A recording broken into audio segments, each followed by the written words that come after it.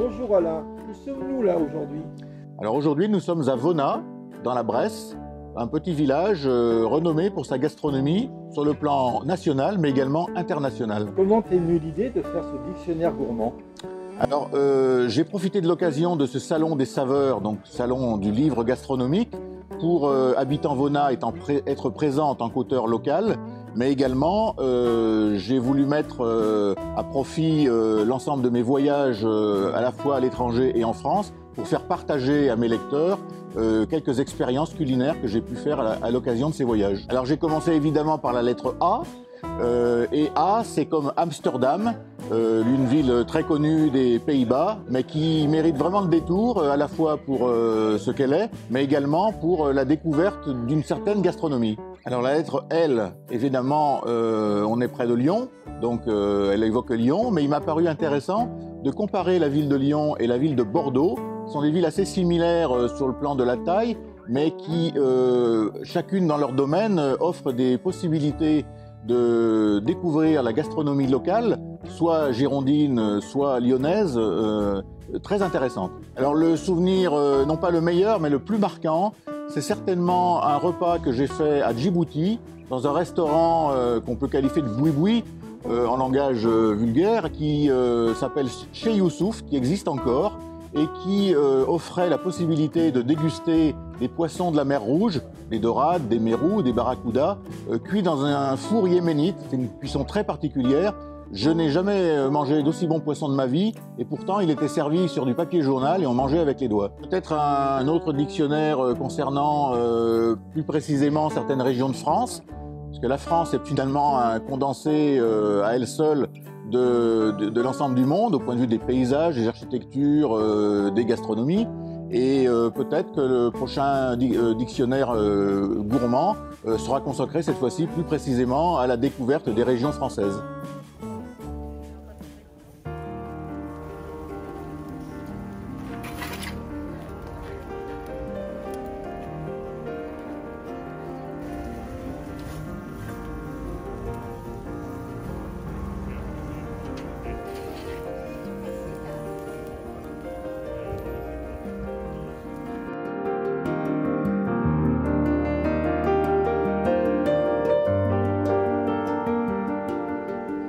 Alors bonjour Jean-Christophe. Bonjour. Pourquoi tu es là aujourd'hui? Alors aujourd'hui, je suis là dans le cadre de la manifestation Saveurs en Velle de Vona, et c'est aussi, on va dire, la promotion de la volaille de Bresse, mais également suite au confinement du mois de mars, les volaillers ne pouvant donc pas écouler leur production ont donc été obligés de congeler les volailles.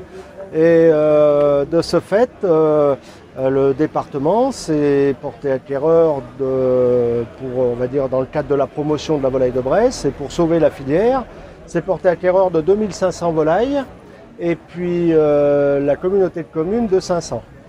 Donc moi j'en fais cuire 56 aujourd'hui, dans le cadre de la manifestation Saveurs en Velle. Et les autres, les 450 restants, ont été distribués dans les cantines du canton pour faire découvrir, pour faire déguster la volaille de Bresse aux élèves. Bon, j'espère qu'ils auront apprécié, et puis que ce sera une bonne promotion.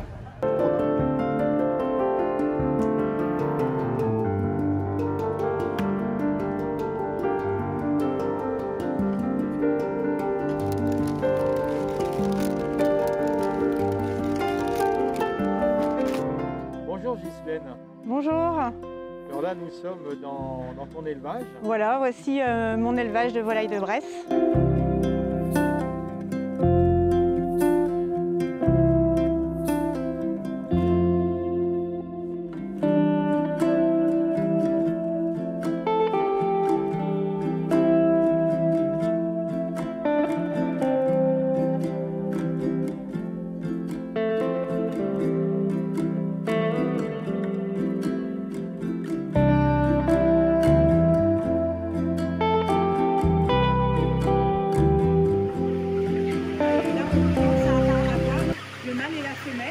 Donc le mâle, il commence à avoir une belle petite crête. Et la petite poussine, elle a pas du tout de crête. Quand on a le poussin, c'est moitié-moitié quand ils arrivent. Là, il y en avait 1900. Donc on considère qu'il y a moitié mâle, moitié femelle. C'est une race docile quand même. Elle est, Et alors là, il a 5 semaines. bientôt 5. Il a 4 semaines et demie là. On le déménage la semaine prochaine. La semaine prochaine, il aura le droit d'aller dehors. Là, ils vont bientôt retrouver la nature. Alors un poulet de Bresse, c'est un poulet, mais poulet c'est terme générique. Donc quand on les reçoit, petits poussins, c'est mâle et femelle. Hein. Donc poulet, on dit il y a 50% de poulettes et 50% de coqs. Voilà. Et donc du coup c'est une race gauloise qui est blanche. Donc on voit bien, elle a les pattes bleues, le camail, tout le corps blanc et la crête rouge. Voilà, donc c'est pour ça, bleu, blanc, rouge, c'est un petit peu, on dirait le drapeau de la France, je crois. Donc un poulet, chez nous, donc on le reçoit tout petit, il a 1 jour. Et nous, donc c'est une AOP, donc tout doit se faire en zone Bresse. C'est-à-dire, on doit avoir la couveure en zone Bresse, nos céréales qui viennent de la zone Bresse, le blé, le maïs, tout doit venir, toute l'alimentation de la volaille de Bresse doit venir dans la zone Bresse. Donc nous ici on est en zone Bresse, voilà, et donc du coup on élève nos petits poulets de Bresse sur un parcours herbeux et ils ont le droit de sortir à partir de 35 jours. Donc ils gambadent à partir de 35 jours, ils peuvent aller compléter leur alimentation sur un parcours herbeux.